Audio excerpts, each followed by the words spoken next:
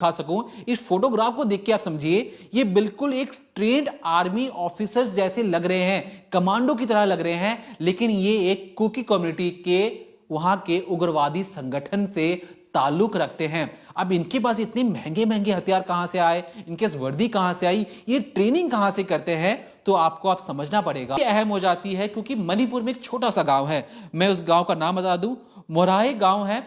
मोराहे गांव को आप इसलिए इतने ध्यान से समझिए कि मोराहे गांव को भारत सरकार आने वाले वक्त में gateway for south east Asian country के तौर पर विकसित करना चाहती थी। भारत सरकार चाहती है कि जिस तरीके से हम अपना सामान जो अमेरिका, मिडिल ईस्ट, सऊदी अरब भेजते हैं, हम क्यों ना अपना सामान बैंकॉक, थाईलैंड, फिलीपींस जैसे देशों को पहुंचा पाए। और इसी के लिए मणिपुर में एक गेट बनाया जाता है, एक कस्टम्स के ऑफिस बनाए जाते हैं, 136 करोड़ के लगभग खर्च करके बहुत बड़ा एक ट्रांजिट हब बनाया जाता है। और भारत सरकार का दावा था कि इसको आने वाले वक्त में एक्सपोर्ट इंपोर्ट के लिए इस गांव को विकसित किया जाएगा।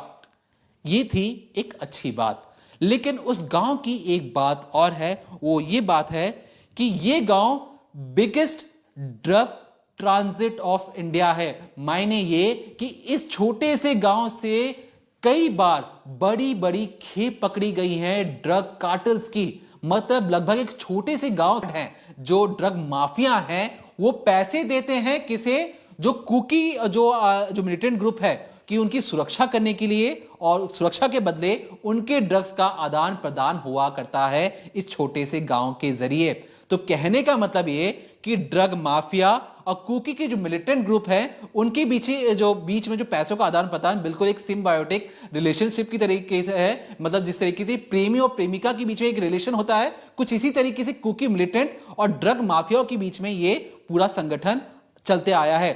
तुम ड्रग के बदले पैसे मिलते हैं, पैसों से हथियार आते हैं, और हथियारों के बदले उनकी ड्रग्स की सुरक्षा होती है। और हाल ही में कई रिपोर्ट्स आई हैं कि जिसमें बताया गया कि मणिपुर से कई ड्रग्स की खेप पकड़ी भी जाती हैं। मणिपुर में जो 90% जो इलाका है वो पहाड़ी क्षेत्र वाला इलाका है। तो इस पहाड़ी क्षेत्र में 7 जिले हैं जिसे बकायदा पॉइंट आउट किया गया है। मैं उसकी कुछ नाम भी बता दूं, एक दो के, उखराल, कमजोंग, माफ कीजिएगा क्योंकि मैं नॉर्थ ईस्ट का तो नहीं हूं, नाम में कुछ मेरे बोलने में ऊपर नीचे हो सकता है। चंदेल गांव है, कांगो कोपी गांव है, सेनापति गांव है, चूरचंदपुर एक गांव है। इन सब इलाकों में ओपीएम की खेती होती है।